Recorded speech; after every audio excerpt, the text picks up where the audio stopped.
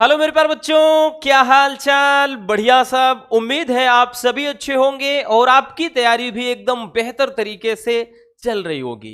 पिछले कई दिनों से बहुत सारे स्टूडेंट के रेगुलर भर भर के कमेंट्स आ रहे हैं कि सर निबंध लिखना सिखा दीजिए।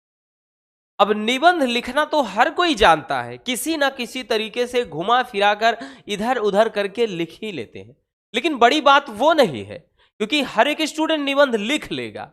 अब बड़ी बात यह है कि लिखने का तरीका क्या है, क्योंकि वो अगर आपको नहीं पता तो भैया नंबर आपके बहुत ज्यादा कटने वाले हैं। क्योंकि अगर निबंध की बात कर ले, ये 1-2 नंबर वाला टॉपिक नहीं है बच्चों।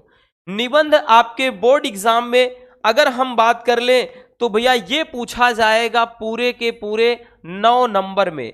अब 9 नंबर ये कोई छोटा आंकड़ा नहीं है भैया। 9 नंबर एक बहुत बड़ा आंकड़ा होता है। तो एक नहीं तो पूरा एक नंबर कम नहीं समझो, 10 नंबर। तो यूं कह ले कि इस टॉपिक के अलावा कोई ऐसा टॉपिक नहीं है इसमें कि जो इतने नंबर अकेले देकर जाए। तो 9 नंबर बहुत ज्यादा होते हैं।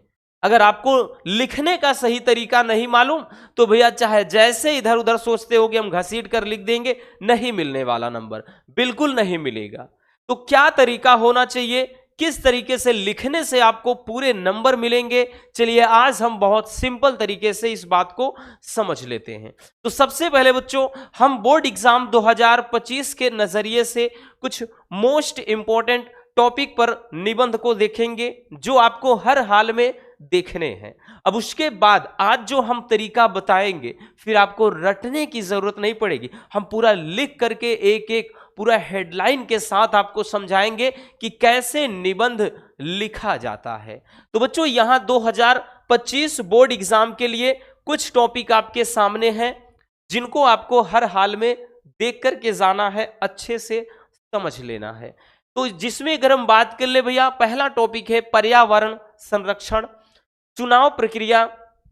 तीसरा टॉपिक है मेरा प्रिय साहित्यकार या फिर रचनाकार या फिर लेखक या कवि करके आएगा। फिर नारी सशक्तिकरण, और उसके बाद भैया बेरोजगारी अलग से लिखा है, यहां कहां गया, नारी सशक्तिकरण हो गया, मोबाइल फोन व इंटरनेट। ठीक, इसके अलावा इधर देख लें तो बेरोजगारी, महंगाई, भ्रष्टाचार, आतंकवाद और साथ ही शिक्षा का महत्व। अगर इनमें सबसे ज्यादा भाई ये 4 टॉपिक एक जैसे हैं, इन चारों टॉपिक में पूरा हूबहू सेम एक जैसे लिखना होता है, और इनमें से भी कोई एक तो 100 में 100% कुंडली मार के आपके पेपर में बैठ जाएगा। क्योंकि आपके पेपर में बच्चों 4 से 5 टॉपिक दिए जाते हैं और किसी एक टॉपिक पर आपको निबंध लिखना होगा। तो भैया ये टॉपिक सबसे पहले आप स्क्रीनशॉट कर लीजिए बच्चों, क्योंकि ये ऐसे टॉपिक हैं जो आपके मोस्ट इंपॉर्टेंट हैं।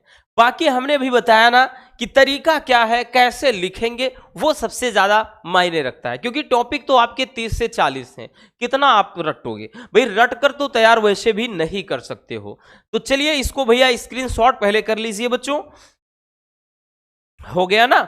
चलिए अब उसके बाद देखिए टॉपिक कोई भी हो, निबंध का टॉपिक कोई भी हो, अभी हम एक निबंध आपको लिख कर अच्छे से समझाएंगे, मतलब बाकी आपका ध्यान देना। कोई भी टॉपिक हो, निबंध की शुरुआत कैसे करना है, मतलब कौन कौन से आपको हेडलाइंस अपने माइंड में रखना है। देखिए बच्चों जितना भी टॉपिक आता है, ज्यादातर जैसे भी हम उठा लें, भ्रष्टाचार कारण व निवारण करके आएगा, बेरोजगारी कारण व निवारण, महंगाई तो भैया इसका कारण व निवारण, इसी तरह आतंकवाद भैया कारण व निवारण, ऐसे करके आएगा। नहीं तो ज्यादातर आपका ऐसे होता है भाई, अदर कोई टॉपिक घुमाएगा तो उसमें लाभ और हानि के रूप में, ठीक है, तो इस तरह से आते हैं। अब कोई भी भैया निबंध हो, सबसे पहली आपकी जो हेडिंग होनी चाहिए बच्चों, बिना सोचे समझे आपको सबसे पहली हेडिंग प्रस्तावना बनानी है। क्या बनानी है भैया, प्रस्तावना। अब देखिए बच्चों प्रस्तावना में लिखना क्या होता है, प्रस्तावना में आप मतलब उसका जैसे ज्यादा नहीं 2 से 3 लाइन, मैक्सिमम 4 से 5 लाइन जाइए बस। प्रस्तावना में जैसे भी आ गया भैया बेरोजगारी के बारे में, तो बेरोजगारी में एक्चुअल मतलब बेरोजगारी, जैसे आज पूरा देश बेरोजगारी की समस्या से जूझ रहा है। बेरोजगारी क्या है, एक प्रकार का जहर है, यूं समझो जो धीरे धीरे समाज को क्या है खोखला कर रहा है, तो ऐसे चीजें प्रस्तावना में वो चीजें होती हैं। अब उसके बाद ज्यादातर जो भी टॉपिक होते हैं, जैसे भैया उसके बाद भैया अर्थ, ठीक है, उसका अर्थ या परिचय उसके बारे में, तो भैया उसका अर्थ, जैसे बेरोजगारी का अर्थ फिर लिख देंगे, या आतंकवाद आ गया, आतंकवाद का अर्थ क्या होता है, या फिर भ्रष्टाचार आ गया, भ्रष्टाचार का अर्थ क्या होता है, ठीक, महंगाई आ गई तो महंगाई का अर्थ क्या होता है, पर्यावरण के बारे में लिख रहे हैं, पर्यावरण का अर्थ। तो भाई आपकी दूसरी, देखिए कुछ ऐसे हमने बताया ना कि मेन पॉइंट होते हैं, वही आपको लिखने हैं। क्वेश्चन बैंक में देखोगे बहुत सारे 7-7, 8-8 हेडिंग्स हो जाती हैं, तो उतना नहीं आपको देखना, ठीक, आपका जो मेन पॉइंट है वो ध्यान में रखना है, ठीक है ना। चलिए, जैसे ये हो गया। अब उसके बाद ज्यादातर जो भी टॉपिक आते हैं, अब तीसरा आपका होता है भैया, जैसे यहां पे चलेगा कारण क्या है, ठीक है, या फिर समस्या क्या है, ठीक, इस तरह से, या इसी में कोई जैसे आ जाएगा तो भैया जैसे यहां पे आ जाएगा कि लाभ वगैरह, ठीक, जो भी मतलब जिस जैसे टॉपिक हो, ज्यादातर तो भाई ये कारण और समस्या वाले ही आते हैं। जैसे कुछ भी आ गया भाई, पर्यावरण प्रदूषण है तो इसका कारण क्या है, महंगाई है तो महंगाई का कारण क्या है, बेरोजगारी है तो बेरोजगारी का कारण क्या है, भ्रष्टाचार है तो भ्रष्टाचार का कारण क्या, आतंकवाद है तो आतंकवाद का कारण क्या है, तो इस तरह से, ठीक है। बाकी चीजें हमने बताया ना, या लाभ हानि टाइप के भी हो सकते हैं कुछ, बट ज्यादातर केसेस में बच्चों कारण या समस्या टाइप के हेडिंग होंगे, ठीक, टॉपिक ही ऐसे आपके आते हैं, ठीक है, ये चीज। अब उसके बाद भैया जो आपका होगा निवारण, निवारण होगा या समाधान या दूर करने के उपाय, इस तरह से आपकी हेडिंग्स होंगी, ठीक है ना, ऐसे ऐसे होंगी। कोई भी चीज हो, हमने बताया ना कि भैया उसका क्या निवारण हो सकता है, उसको दूर कैसे किया जा सकता है, समाधान। और उसके बाद बच्चों आपका जो लास्ट आएगा वो होगा उपसंहार, उपसंहार, ठीक है। तो इस तरीके से मतलब ज्यादातर केसेस में आपकी जो हेडिंग्स होंगी वो यही 5 रहने वाली हैं, ठीक है, ज्यादातर टॉपिक में ऐसे ही होंगे, ठीक, आई बात समझ में। तो ये आपको ध्यान में रखना है, कोई भी टॉपिक हो, प्रस्तावना पहले, फिर उसका बाद उसके बाद भैया उसका अर्थ या परिचय लिख देना है, कारण समस्या इस तरह से, ठीक, निवारण समाधान दूर करने के उपाय उपसंहार, ठीक। तो ये कुछ मतलब बेसिक से पॉइंट्स होते हैं जो आपको अपने माइंड में रखना है, ठीक है। तो ये चीजें भी आप अच्छे से समझ लेना भाई, कोई भी टॉपिक हो ज्यादातर इसी टाइप से आपको हेडलाइंस रखनी है, ठीक। अब चलिए एक निबंध जैसे हमने यहां लिखा है, एक निबंध लिखा है भैया, चलिए देखते हैं। जैसे यहां पे आपका भाई टॉपिक है भ्रष्टाचार, क्या है, भ्रष्टाचार पर हमने लिख रखा है। तो भाई लिखेंगे कैसे ये आप देख लेना अच्छे से, एकदम ठंडे मन से। तो भ्रष्टाचार है, इस तरह से आपको हेडिंग्स बना लेनी है, भ्रष्टाचार समस्या और समाधान या कारण व निवारण, ऐसे करके आएगा। तो सबसे पहले भैया आपको फर्स्ट वाले जैसे आप स्टार्टिंग में लिखेंगे तो बच्चों आपको रूपरेखा इस तरह से हेडिंग बना लेनी है, और आपके इस पूरे के पूरे निबंध में कौन कौन सी हेडिंग रहने वाली है वो आप एक फ्रेम में आप लिख देंगे, ठीक है। जैसे भैया हमने लिख दिया है कि हाँ पहले प्रस्तावना होगा, ठीक है, उसके बाद भ्रष्टाचार का अर्थ क्या होगा, इसका कारण क्या होगा, इसका निवारण क्या होगा यानी दूर करने के उपाय, और उपसंहार। तो भैया सबसे पहले आप रूपरेखा, रूपरेखा में वही चीजें होती हैं जो आप इस पूरे निबंध में लिखने वाले हैं। तो आप देखिए इस तरीके से लिखेंगे, ठीक है। यकीनन मानिए इस तरह से अगर आप लिख देते हैं तो भैया हम इस बात की 100 में 100% गारंटी लेते हैं कि कोई भी आपके एक नंबर नहीं काटेगा, पूरे 9 नंबर आपको मिलेंगे। तो 9 नंबर आपके मुट्ठी में है, याद रखना, ठीक। तो रूपरेखा में इस तरह से लिखेंगे, ठीक। अब उसके बाद भैया जैसे अब हमने बता दिया ना, एक एक हेडिंग आ जाते हैं, भाई प्रस्तावना आपने हेडिंग बना दिया, तो प्रस्तावना में भ्रष्टाचार के बारे में लिखेंगे। भ्रष्टाचार किसी समय या स्थान से संबंधित नहीं है। भ्रष्टाचार की जो जड़ें हैं आज समाज में गहराई तक फैली हैं। भ्रष्टाचार के लिए दो बातें होना आवश्यक है। पहली यह कि कोई कर्मचारी गैर कानूनी रूप से कोई उपहार स्वीकार करता हो, और दूसरा यह कि किसी विशेष पद पर आसीन हो, तभी तो वो भ्रष्ट हो जाएगा। तो इस तरह से अब उसके बाद भैया जैसे भ्रष्टाचार का अर्थ आपकी हेडिंग हो जाएगी, तो भ्रष्टाचार का क्या अर्थ होता है आप लिखेंगे इस तरह से कि भ्रष्टाचार का अर्थ है भ्रष्ट आचरण अर्थात स्तर से गिरा हुआ आचरण। आप अपने से सोच कर लिखेंगे, इसीलिए कहता है अपनी भाषा शैली में लिखिए, ठीक है। ये बोलता है भ्रष्टाचार कोई भी बेईमानी या धोखाधड़ी वाला व्यवहार है जिसमें कोई एक व्यक्ति दूसरों की कीमत पर खुद को लाभ पहुंचाने के लिए अपनी शक्तियों का प्रयोग करता है। जाहिर सी बात है, किसी और के पैसे से बस अपना पेट भरेगा, अपनी जेब भरेगा, अपने को लाभ पहुंचाएगा, ठीक, वही तो भ्रष्टाचार है। फिर आगे लिखेंगे कि भैया जो भी चीजें हैं, ठीक है, हम स्क्रीनशॉट का मौका भी दे रहे हैं, आप इसको स्क्रीनशॉट भी कर लीजिए, ठीक है।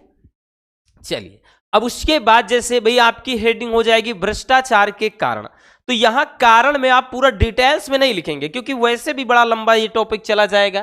कारण निम्नलिखित है भैया, जैसे चुनाव प्रणाली का, भैया यहां पे देखिए दिया है चुनाव प्रणाली का दोषयुक्त होना, तो आप लिखना भी चाहते हैं कि आज के समय में चुनाव जो प्रक्रिया है वो क्या है, भ्रष्ट हो चुकी है, उसमें मतलब मनमानी चल रही है, तो आप ऐसे थोड़ा थोड़ा एक एक लाइन चाहते हैं तो बढ़ा भी सकते हैं।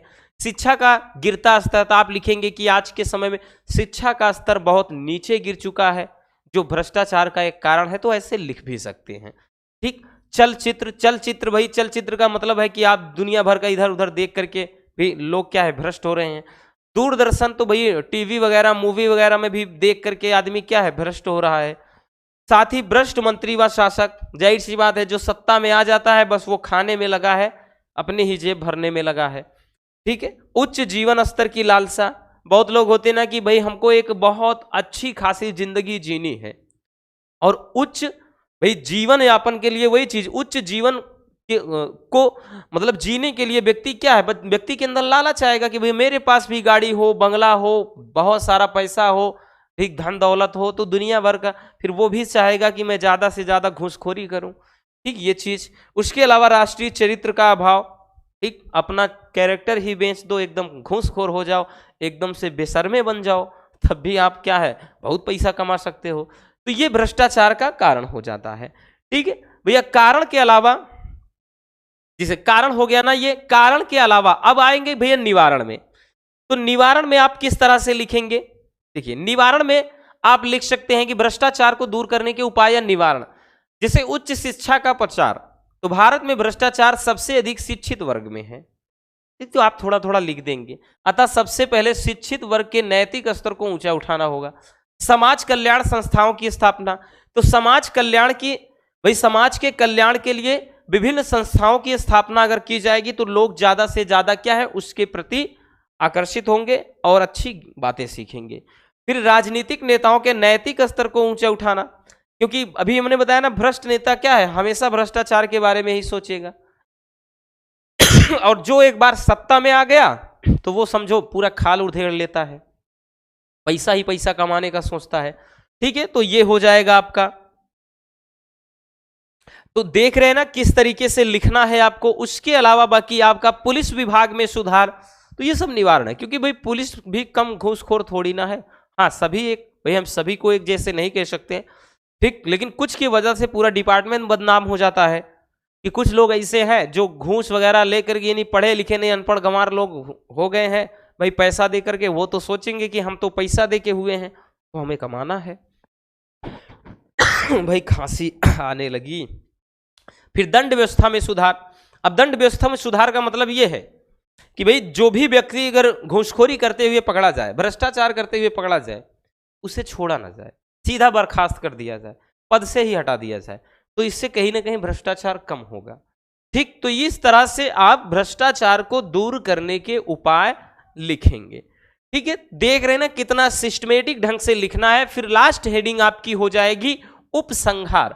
उपसंहार में सबसे मतलब पूरे निबंध का निचोड़ होता है, जैसे भ्रष्टाचार देश की सबसे गंभीर समस्या है, देश के अस्तित्व के लिए यह सबसे बड़ी चुनौती है।